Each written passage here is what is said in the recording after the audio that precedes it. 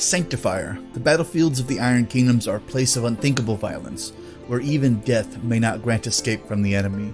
The faithful crusader of the Protectorate of Menoth do not fear death in service of the Creator, provided their souls might join those of their brethren in the City of Man. Thus the Protectorate dispatches Sanctifiers to the most desperate battles in order to ensure the spirits of the righteous do not fall prey to the necromantic blasphemies such as the enslavement by the Cricks. Soul Menites revere these walking tombs as tangible manifestations of Menoth's will on Cain. The Reclamant Order blesses each hulking warjack with silent benedictions, making Sanctifiers the mechanical counterparts to those Menites who usher the dead into the arcane. The presence of a Sanctifier indicates the Reclamant Order expects a conflict to be especially bloody, regardless of whether it ends in defeat or brings victory.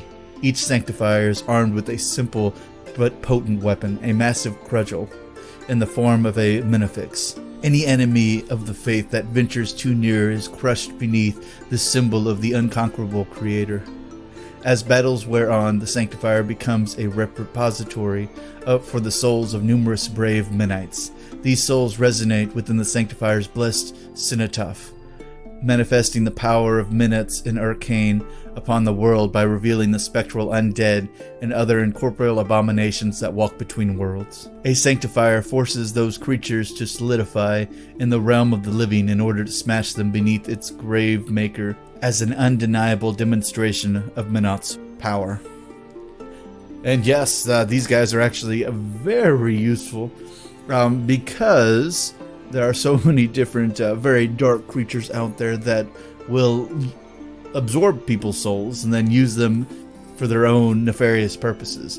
And during the anytime fighting Cricks, because they collect souls, but there are other factions that also collect a good amount of souls that they use for additional power in the battles.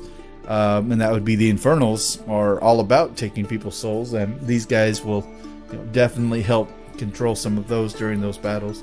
Another one are the Gatormen, because they collect souls from everybody, so makes these guys always very helpful, especially if the Holy Midnight Order wants to make sure the deaths on the battlefield and their guys make it to Arcane all right without being jacked up by being used as an energy source. So, and as many of these guys are pretty phenomenal looking. I feel like a lot of the Protectorate of Menoth warjacks start looking real close to character jacks just because they all look like cathedrals in their own right. But let's go over his stats, shall we? His initial service state is 606 AR. His height is 12 feet. Weight 8.5 tons. Fuel load 710 pounds. General use 5.6 hours. Combat use 60 minutes. And his armaments is the Gravemaker. And his Cortex, of course, is the Vassals of Menoth. Or his Cortex is manufactured by the Vassals of Menoth. You know what I mean. But let's check out his Mark III to Mark IV changes and see what happened and if he got better, worse, or the otherwise. And as always, let's start with his stats. He is a Speed 5. He is now a Mat 7, so his Mat actually got better from Mark III to Mark IV. His defense is 10. His arm is 19. Of course, he has all of the special abilities that a large warjack would have, including Trample, Slam, and Headbutt. And then his section of abilities would be, he has Ashen Veil, which is fantastic. We just talked about that. But it gives this model concealment, and living enemy models without resistance to fire suffer a -2 to the attack rolls while within 2 of this model. So you want him to be with your other guys. So that he could kind of use that little buffer, this 2-inch bubble, over your friendly guys as well. So that's always super useful, and thus making him a defense 12 most of the time against living models. Second ability he has is Exorcist. So while within 10 inches of this model, enemy models lose Incorporeal, which for a lot of people that use Incorporeal, especially the Cricks, this just shuts them all down. Or I believe there are some feats that certain Gatormen tribes use as well to give a lot of their guys Incorporeal. So this shuts all that down, brings them into the world of the living. So that is fantastic, and that's the same as he was in a Mark III as well. The last ability he has is Soul Taker, and Soul Taker Cenotaph. This model gains soul tokens.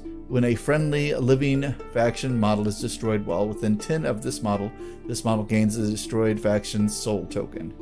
This model can have up to 3 soul tokens at any time. At the start of this model's activation, you can remove soul tokens from this model to give it 1 focus point for each token removed. Now, I'm not going to say that it might be burning its own people's souls, but I know for a lot of the other factions, if they do collect souls, they're usually burning them out for focus type of stuff, or other abilities as well.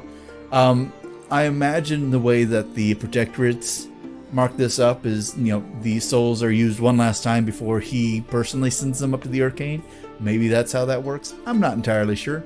Honestly, I would not want my soul to be taken by any of the soul takers, but that's just me. Maybe I'm just a little odd, but yeah. Although it's a little different from its original setup from Mark III. It looks like they've lost the Hand of Fate ability. So back in Mark III, this model used to be able to spend a soul token during its activation to gain Hand of Fate. A model with Hand of Fate gains 1 additional die to attack and damage rolls, and then you discard the lowest roll of each.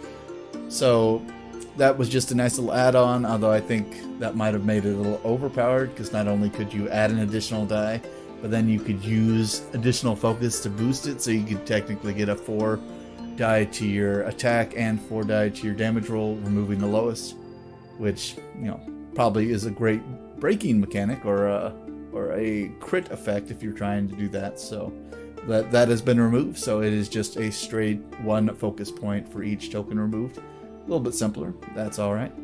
His weapons, now that we got through all of his abilities, his weapon, he has a standard open fist, mat 7, range 1, pow 14, so he's punching pretty hard regardless. And it does have the open hand ability, so he can throw models as well. No additional abilities on that. He has his Gravemaker, which is a blessed weapon, so he can automatically hit incorporeal models if he wanted to, which he technically can because he has Exorcist, so that is the thing. It is a mat 7, range 2, so it's got some reach onto it, and it's a POW 17, which is a pretty staggering amount of damage that you would want on a guy who is specifically melee.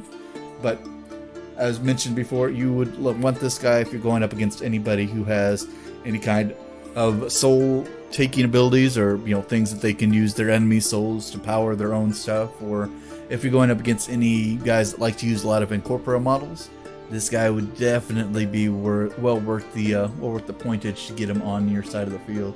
And if anything, he's actually a pretty decent melee combatant, so you would want him as well. Unfortunately, he is one of the few guys that does not catch people on fire, but he does have fire immunity, so like most Protectorate of Menoth warjacks, this guy is all about being in the fire, but he just can't create it himself, unfortunately. But